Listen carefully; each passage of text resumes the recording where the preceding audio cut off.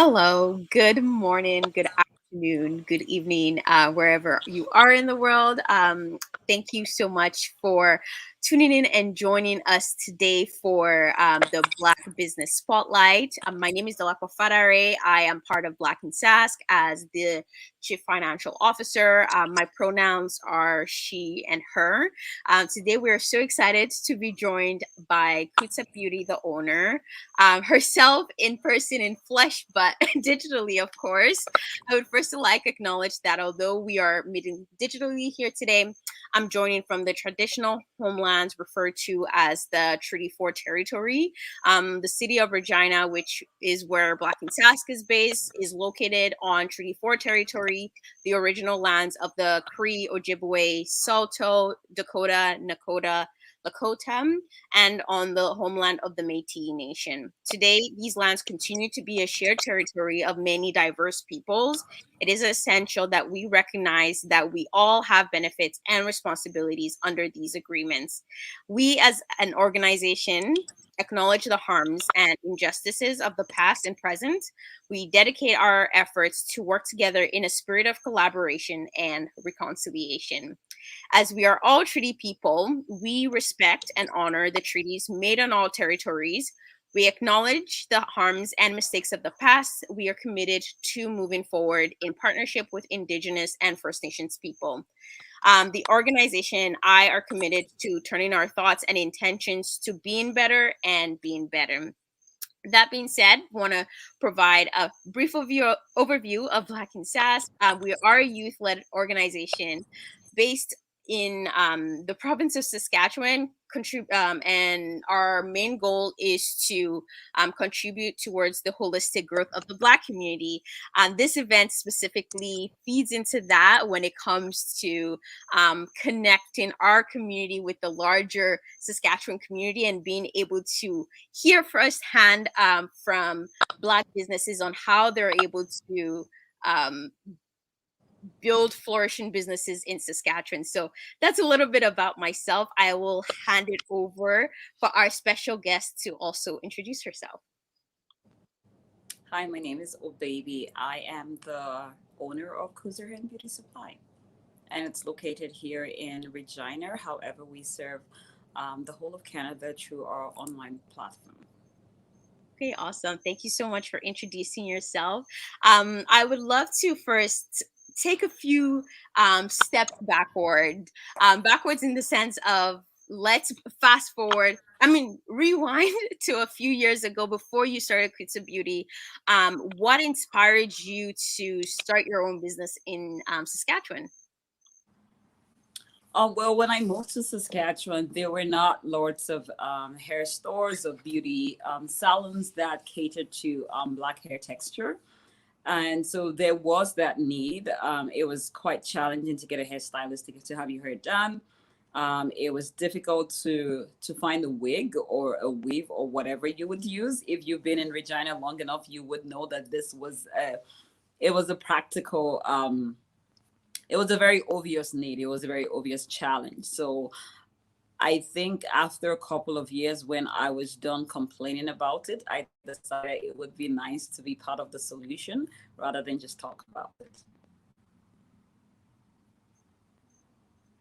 I completely hear and feel that. So I've been living in Regina since like 2007, and I Mhm. remember there was a time where like there had been like the early movements of like the natural hair movement and trying to be able to get like products like Shea Moisture or just Mhm. any kind of product to be able to use for the hair had to be like imported or like shipped from the US. So Exactly. it is definitely something that was needed, and Mhm. I'm very curious to learn a little bit more about what that journey looked like. What was some of the challenges that you faced when it comes to building your business from the ground up?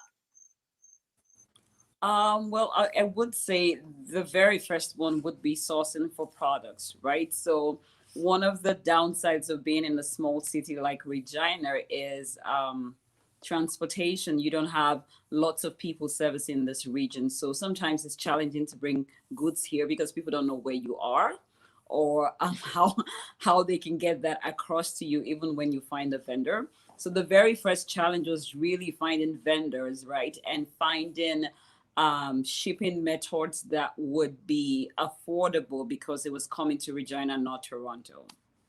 Um, what else was there? There was in terms of, I think in terms of running the business and knowing what to do. It was my Yeah. first time starting a business in Canada, and it's a different terrain, right?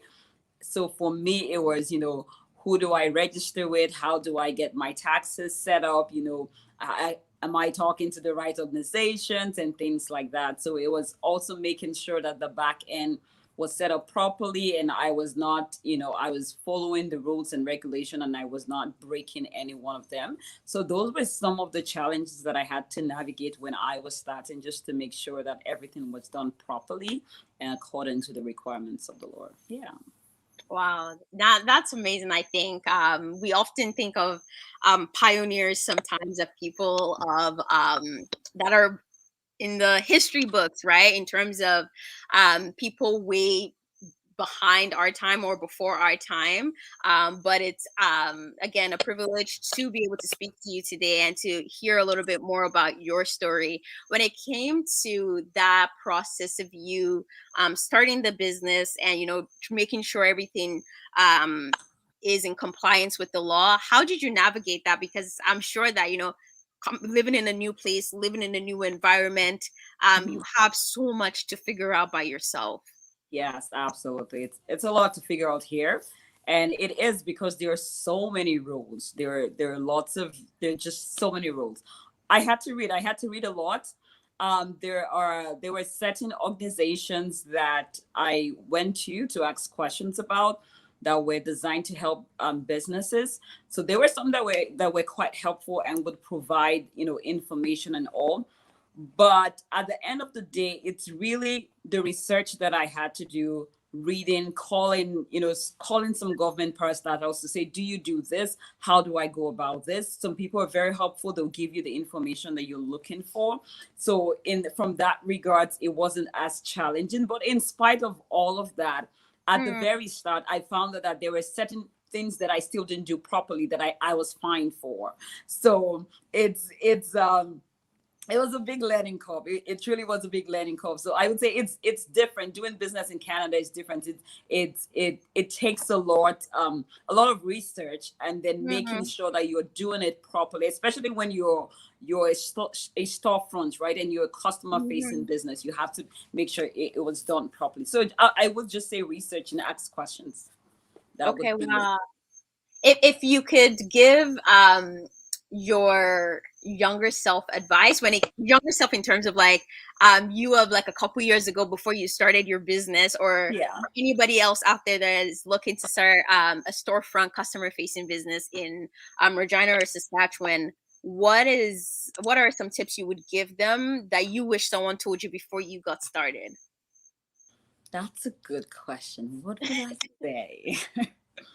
What would I say? Hmm.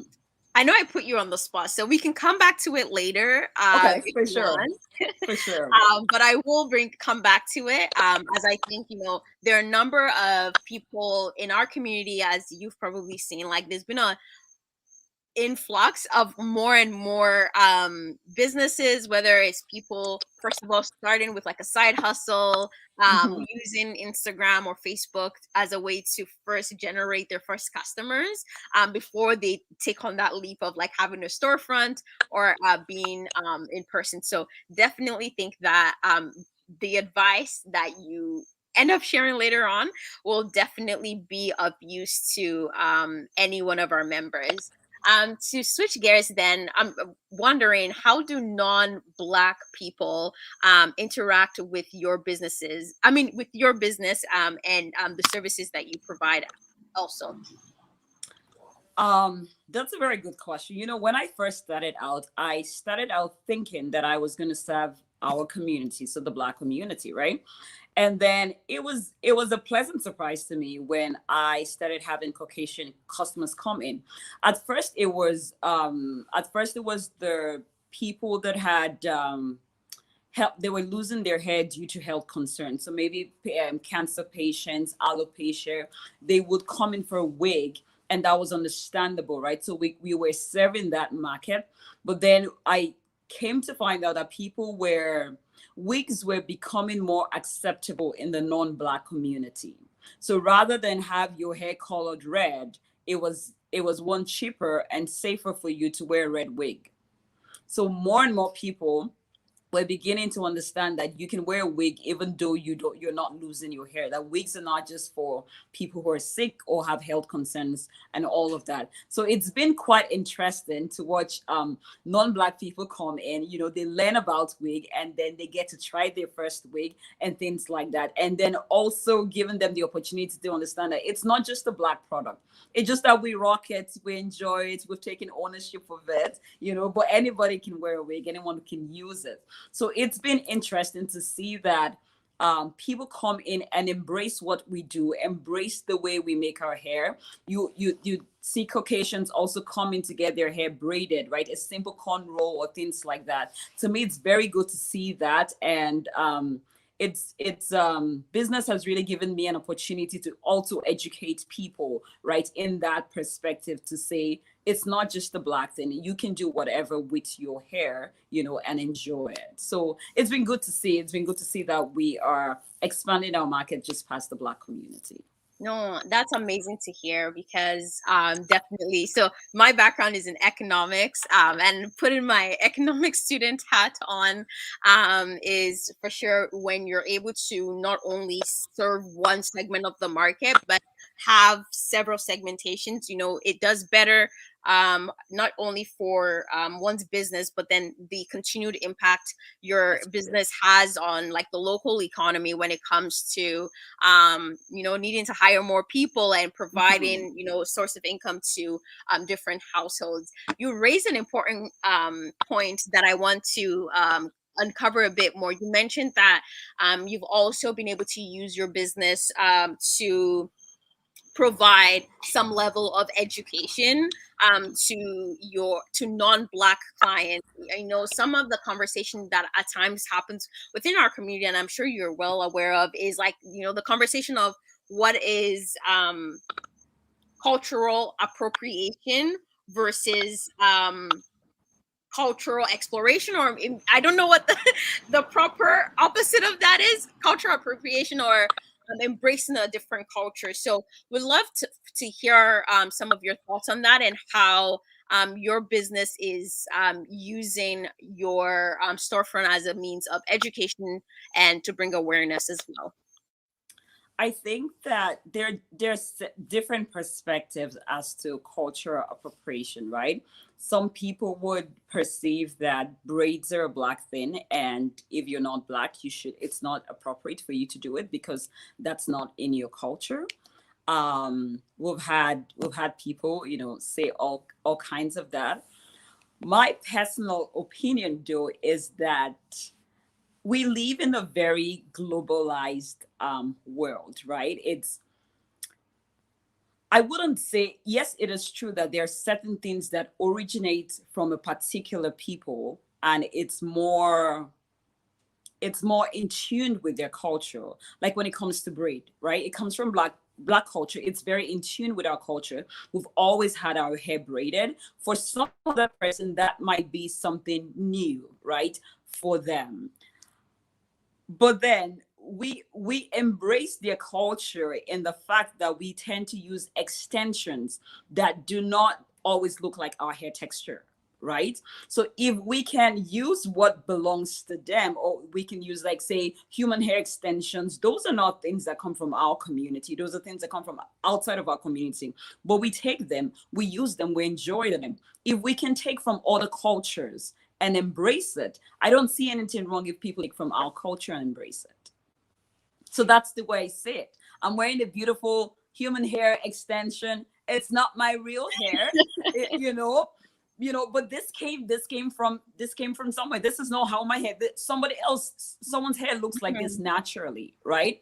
But Yeah. I can enjoy that because of the beauty of extensions, right? So someone else should be able to enjoy braids even though they don't have my hair texture. So I believe that we can enjoy each other's hair textures, or what we call, we can enjoy what we get from our cultures. We can share and we can enjoy it. Yes. Thank you.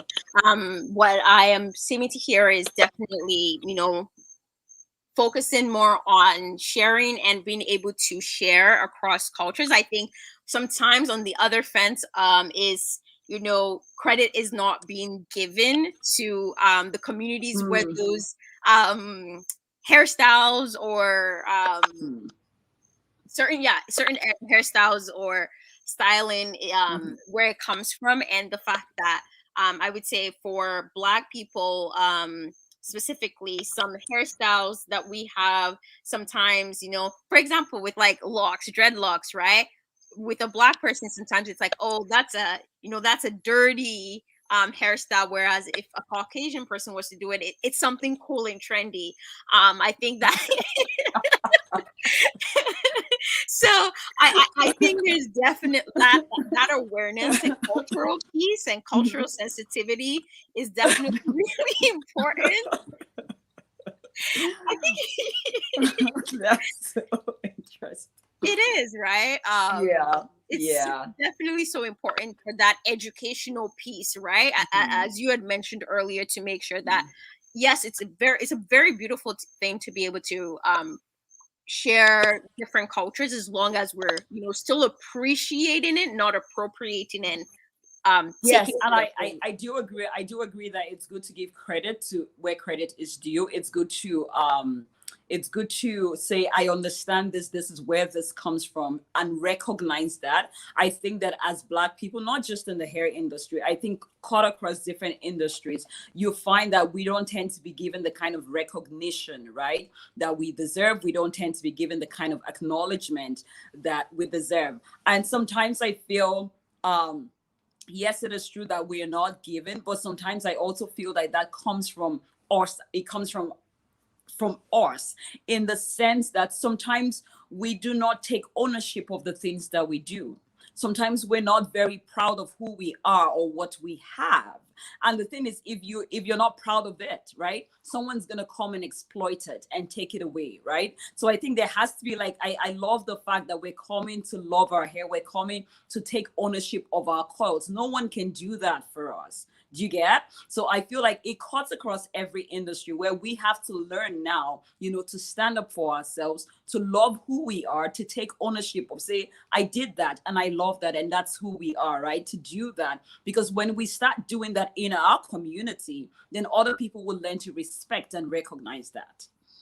No, definitely. It definitely goes both way, and you hit the nail on the head, as they say. Is that although yes, there is responsibility on the other side, there is also responsibility within our community in making sure that we are accepting ourselves, but also promoting and celebrating one another. Which I Exactly. hope now you have that question ready. I mean, the answer ready, because to come back to community and community building, do you have any tips that you would provide to other young Black entrepreneurs here in Saskatchewan on things they should keep in mind when they are starting their own business? I think the very first thing that comes to mind in starting your own business is you should be okay if it doesn't go well. And I think that's one of the biggest barriers. Is there's the fear that if I step out, if I venture, what happens if I fail, right? What happens if this doesn't work? So I think the first thing is embrace the reality that it may work, it may not work, and that's okay. I tell myself all the time, I'd rather try and fail than not try at all. So that's the very first thing. Is it's better you start and then it doesn't work, and then you know that, okay, I tried this, it didn't work. You can ask yourself the question, what can I do better, or why did it not work, right? But if you sit and never try, you cannot know. That's one thing. The second thing I would say is do a lot of research, ask questions, talk to as many people as you can. Um, and do a lot of research, do a lot of reading to find out, especially in whatever industry that you are going into. Do a lot of research. And I would say the third one would be celebrate your successes. Don't fuss too much about the mistakes that you make. You will make mistakes, and that's part of the journey. Celebrate your successes, and then learn to be innovative. People are going to see what you're doing, love what you're doing. Others are going to enter the same market. So you have to be on top of your game. You have to know, what am I doing next? You have to learn to be innovative and learn to push yourself. Wow. I'm just snapping my fingers because I can feel the passion across the digital waves here, and a lot of your tips are really really important. I remember the other day I was listening to a entrepreneurship podcast, and the podcast was focused specifically the founder.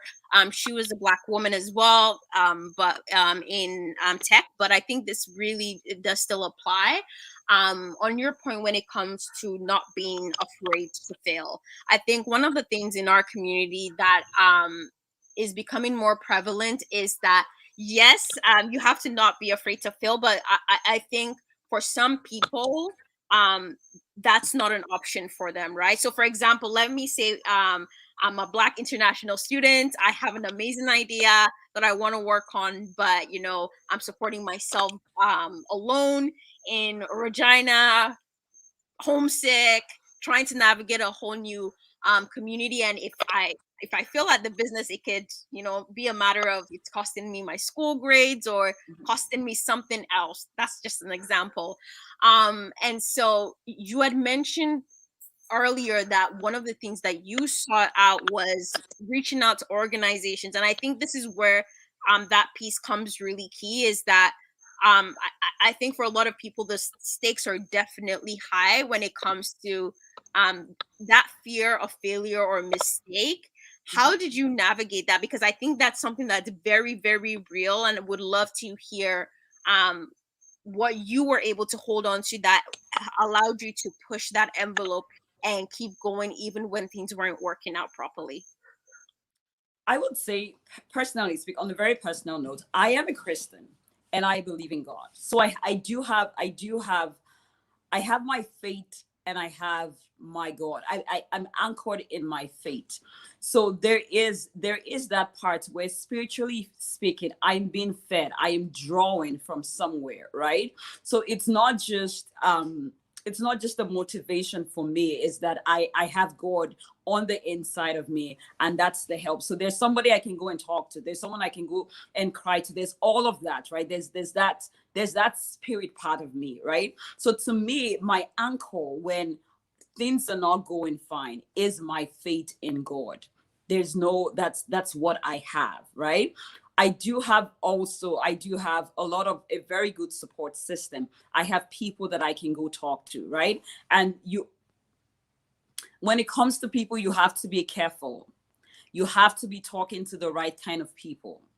If you are talking to someone who is not very who doesn't see the benefit of taking a risk, you won't get the kind of advice that you need for that season, right?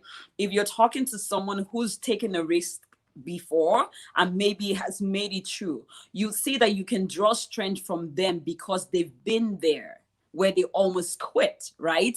And they've surpassed that. So they can tell you, hang in there. So it matters who you talk to. It matters who you're feeding into. So for me, is that I'm also very privileged and lucky that I have a very good support system around me to say, if things are not going, I have my friends, I know who I can go to, I know who I can talk to. And the thing is, at the end of the day, there has to be some inner strength on the inside of you. At the core of who you are, you have to be strong. Business is tough. life is tough naturally. So life in itself is tough, and then having a business on top of that is tough.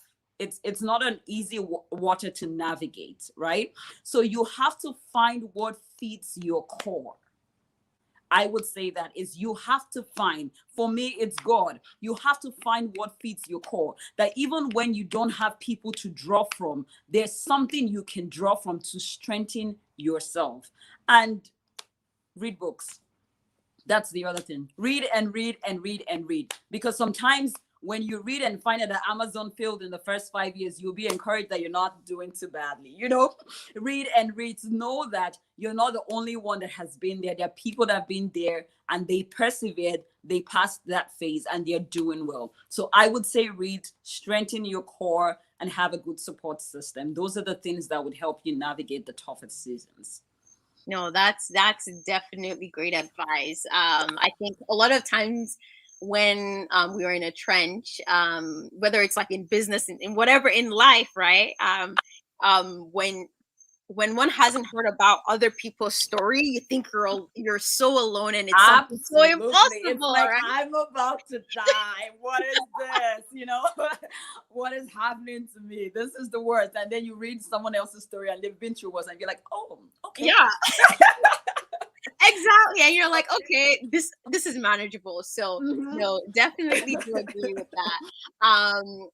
Another question I have just a couple more questions. The first one is when it comes to what organizations that are in Saskatchewan and provide assistance to entrepreneurs, how do you believe they can better assist Black businesses in Saskatchewan? In terms of organizations and how they can better assist. First, I would say that it would be good to have information that can help people information that can help people start in, if, first of all, maybe a startup, right? So when, like I told you, when I was starting and having to navigate that waters, if there was somewhere that you can go and you have the step-by-step protocol to say, well, if you're starting a beauty industry, these are some things you need to look into. If you're starting a food, a restaurant, these are some things you need to look into, things like that. I feel like if we have organizations that are a bit more, we do have help. I just feel like sometimes it's very vague. If we do have help that is a bit more specific, for not just Black people, but industry types, I feel like that would be helpful. I also feel like if there are organizations that can make people aware of, let's say, government grants or some kind of resources assistance, most of the organizations you tell that are out there, they are good, but most people are telling you about, the loans that are available. That's good, but not everybody wants to start up with a loan, right? Is there a grant? Are there resources, right, that I can access?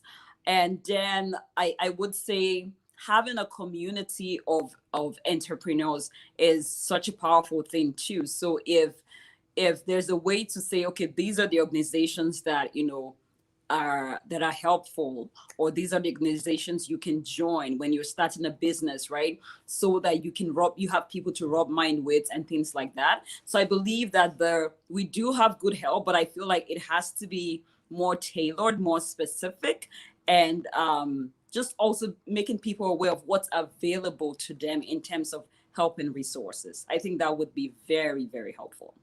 No, I think you've given a lot of great actionable tips that I'm sure that anyone listening to this would have something to take away with. But also when it comes to these organizations as well, I think what in conversations I've had and some of my other colleagues too in Black and Saskin, speaking to a number of different government institutions and agencies to see how can we better improve the success rate and support given to Black entrepreneurs. This is something that we often hear, but I really also love how in depth you were able to take it. I know we are wrapping up here with time, and I don't want to take too much of the rest of your evening. So just wanted to ask lastly, if people want to find you, where can they find you? You can find me on Instagram. Our handle is Kuza Beauty. And you can find us online, www.kuzabeauty.ca. Yeah, so you can reach us there. You have our phone numbers are there. In Regina, we are at 708 Victoria Avenue. So you can also find us in store if you are in Regina. So you should definitely stop by if you're here. Okay, awesome. Thank you so much for your time. If you are in Regina, please make sure to go visit Kutsa Beauty, and and also go online to their online shop. I believe there's anything you need for your hair, you can definitely find it there. So Yeah. thank you once again for your time, and I hope you have a beautiful rest of your evening. Thank you so much, and thank you for having me, Dolapo. Have a good evening too. Thank you. Bye-bye. Bye.